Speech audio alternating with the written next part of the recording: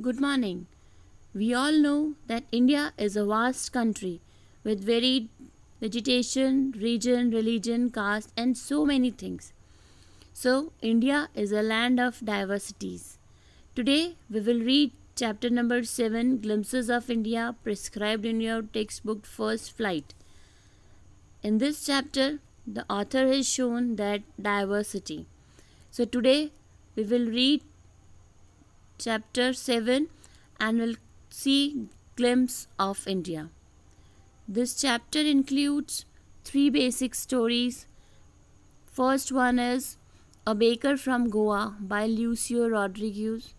This is a story about a baker and relates to the old Portuguese days. The second one is Coorg by Lokesh Abrol. It is a story about Coorg, a place in Karnataka. The author describes weather, environment, people, wildlife, and the landscape of Coorg in this story. The last one is Tea from Assam by Arup Kumar Datta.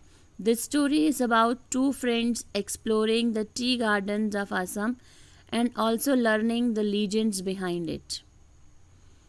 So, the chapter consists of three parts: A Baker from Goa by Lucio Rodriguez, Coorg by Lokesh Abrol, Tea from Assam by Arup Kumar Datta.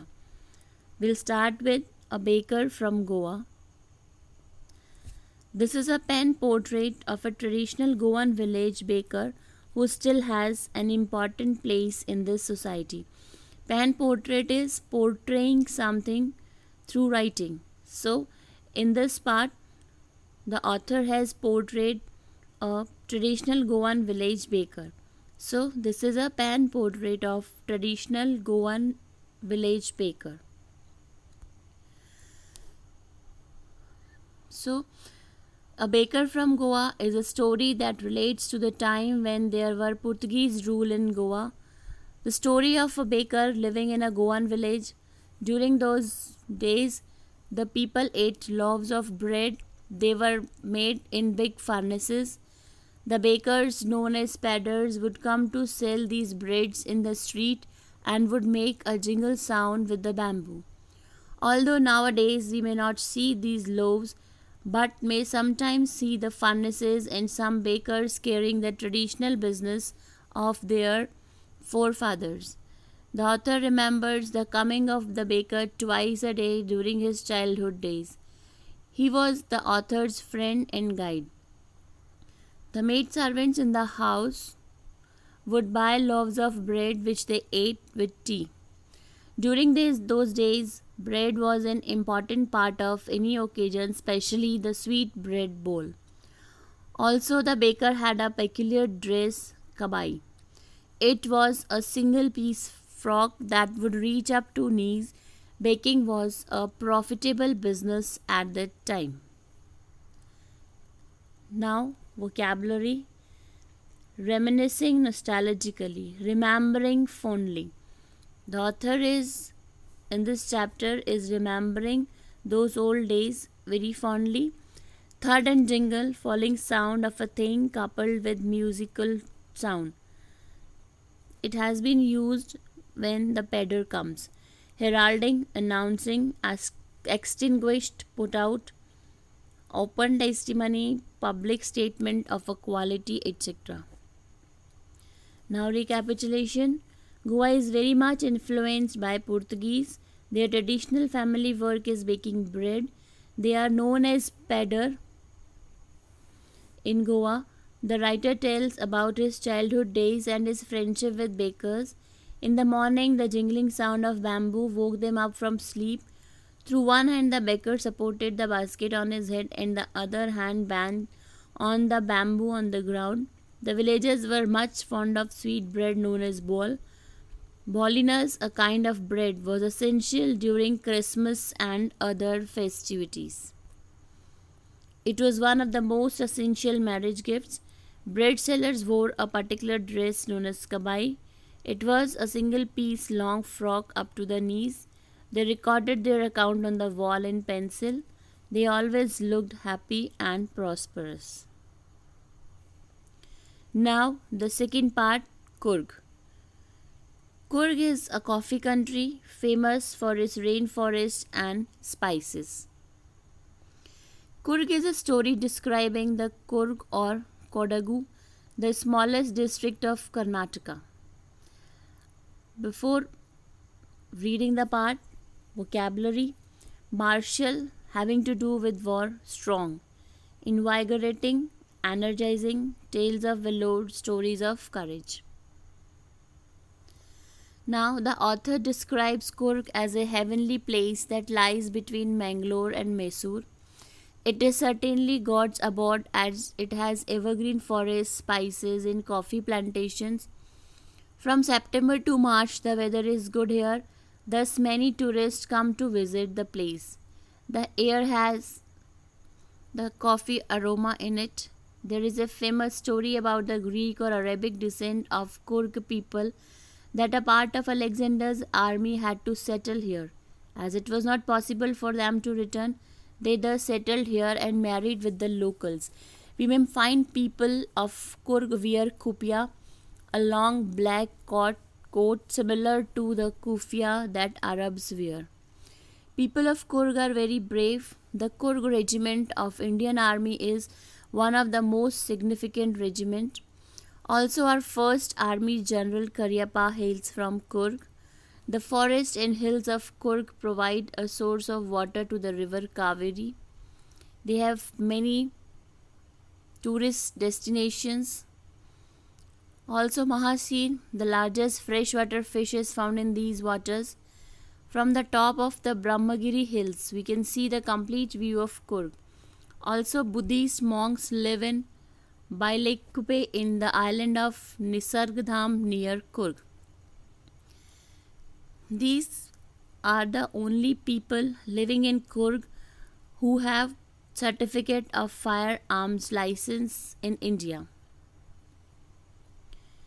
Recapitulation: Coorg is a piece of heaven in midway between Mysore and the coastal towns of Mangalore. It is the smallest district of Karnataka. It is evergreen forests, spices, coffee plantations. The perfect weather commences from September to March. Coffee estates and colonial bungalows stand tucked under canopies in prime corners. People of Coorg are of Greek or Arabic descent. Their traditional dress, kupiya, resembles the kufiya. Kodavus are the only people in India who are permitted to carry firearms without a license. The Coorg regiment is one of the most decorated regiments in the Indian Army. The river Kaveri begins from the hills and forests of Coorg. These forests have rich flora and fauna. Coorg offers a number of adventure sports for the tourist along with a panoramic view of entire misty landscape of Coorg. There is a Tibetan settlement at Bailakupe. Now comes the third part, Tea from Assam by Arup Kumar Datta. Assam has greenery everywhere and its tea gardens are famous all over the world as it has the largest plantations. So, the last story, Tea from Assam, starts with two friends, Rajveer and Pranjal, traveling to Assam. On their way, they buy the tea from a roadside vendor. While sipping the tea, Rajveer tells Pranjal that people drink over 80 crore cups of tea throughout the world in a day. While Rajveer is looking at beautiful and serene scenery, Pranjal is busy reading detective book. There were tree bushes all over as far as one could see. They also saw a building which was a tea garden. Assam has the largest tea plantations and no one knows who discovered the tea for the first time. But there are many Chinese legends.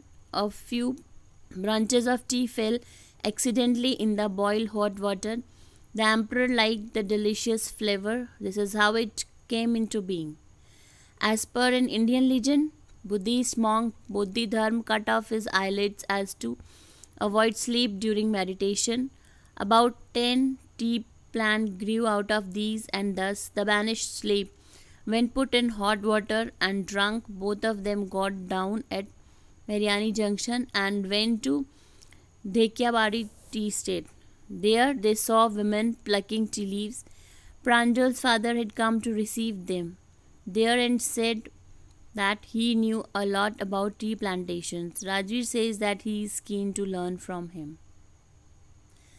Now comes vocabulary. Magnificent view, beautiful scene, backdrop, background, ardent, strong, densely wooded, thickly covered with trees. Legends. Legends are the mythical stories handed from one generation to another. Second flush, growing the second time. Now, recapitulation. Pranjal and Rajveer are class fellows in Delhi. Pranjal's parents are living in Assam. His father is a manager of tea garden in Upper Assam. Rajveer and Pranjal are traveling from Delhi to Assam. They exchanged a chunk of information during journey, and those informations were over 80 crore cups of tea are drunk every day throughout the day. Assam tea gardens are famous all over the world as it has largest plantations. No one really knows who discovered tea. Chinese are to have discovered tea. There is also an Indian legend saying that Bodhidharma discovered tea. From China, tea went to European countries and then to countries in Asia. The sprouting period lasts from May to July, yielding the best tea. Now it's time to check what legends are associated with the origin of the tea. So we have read three legends. You have to write all the three legends here. How does the author remember the traditional bakers of Goa? Why did he wait for the baker in Maximum when he was a child? While reading the part Baker from Goa, we have read complete description of the baker. At what time he used to come, what he wore, and what were those breads he made. So that description has to be written here. How is Kurg place of great tourist interest? What does author say about the people of Kurg called Kodavus? We have read about their bravery, their dress, and the license every Kodavu has for firearms and many other things. So all those has to be described here. So finally the chapter comes to end. Thank you.